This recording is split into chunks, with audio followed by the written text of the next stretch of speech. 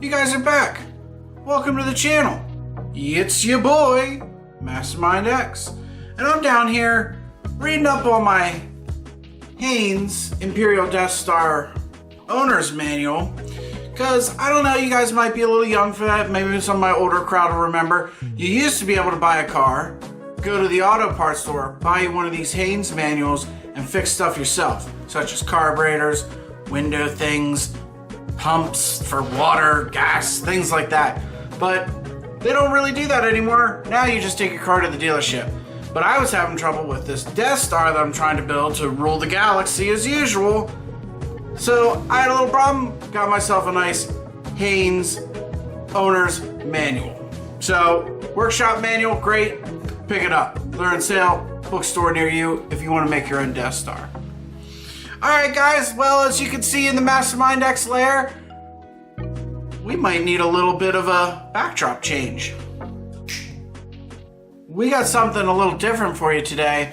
As you notice, the studio's green, and we're not doing Lego, we're not doing Star Wars, but we're close to the Legos.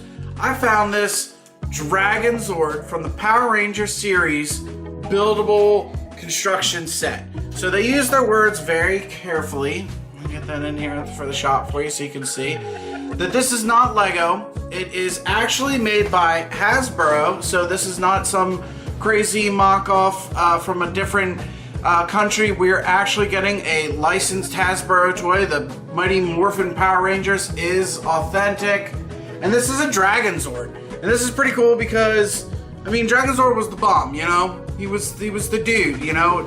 Tommy Oliver, the Green Ranger. It's what most kids, when they watched Power Rangers, it was always their favorite. And as we go through the build here, I'm going to give you a little facts behind the man behind the mask, Jason David Frank, which is actually still active today in the Power Rangers community and actually an overall pretty cool dude.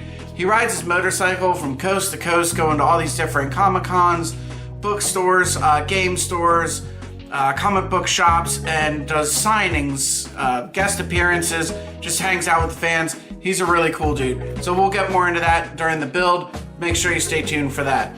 One thing I did want to mention, I did buy this thinking I was going to save it, but, you know, as maybe a collector's item one day down the road. But I just have to, after seeing these minifigures in here and how close this stuff looks to actual, like a Lego product, and it even has a little thing on here, disclaimer, that says it is compatible with other brands. So I'm guessing there's meaning Mega Bloks or Lego. So we're gonna see what these Lego bricks in here actually look like. So thank you very much for subscribing, and sharing. And instead of peacing out, you know what time it is. It's morphin' time!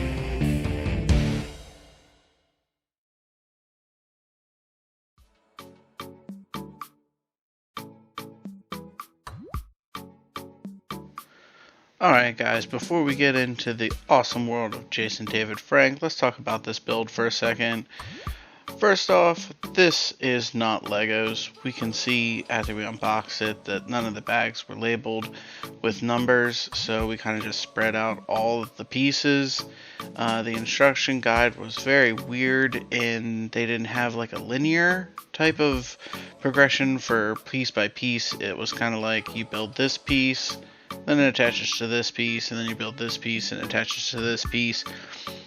It was just different, and I will say the quality of the actual brick itself, the plastic molds that they make these bricks with, they weren't like shaven after they were made, so there was little pieces of plastic on some of the bricks. Some of the molding wasn't done exactly right, so we had two things happen. We either had bricks that would stick together and then fall apart very quickly, like they wouldn't snap, or they wouldn't snap in together at all. And you can see it in the video, even in fast forward. Some of these pieces taking me a while just to even snap into place, really forcing them. My fingers hurt after this build. Alright, on to the man of the hour, Jason David Frank, the Green Ranger, later known as the White Tiger Ranger as well. He's an American actor and mixed martial artist. came up in the early 2000s, late 90s with Power Rangers. He has many multiple awards for his mixed martial arts. He is not just an actor on the show. He is very, very well accredited. He is an 8th degree black belt. He has many different knowledge of martial arts, including Shotokan, Taekwondo, Judo, Brazilian Jiu-Jitsu, Muay Thai, Wing Chun, and Aikido. So he is not just an actor, he is the real deal. On the other side of things, philanthropy-wise, he goes to many of these Comic-Cons, comic book stores, does signings, does pictures with fans. He's just all around a great guy.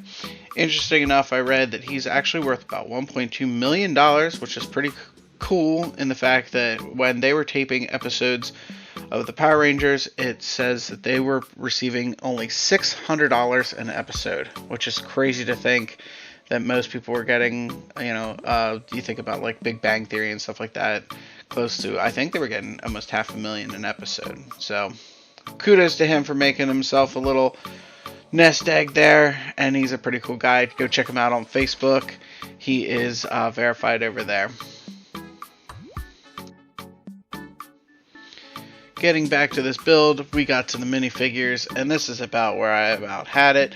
Some of the pieces, like I said, weren't cut right, the arms wouldn't fit, and I just about gave up. 4 out of 10 on this one. Cool factor, but not for me. Stick with the Legos, guys.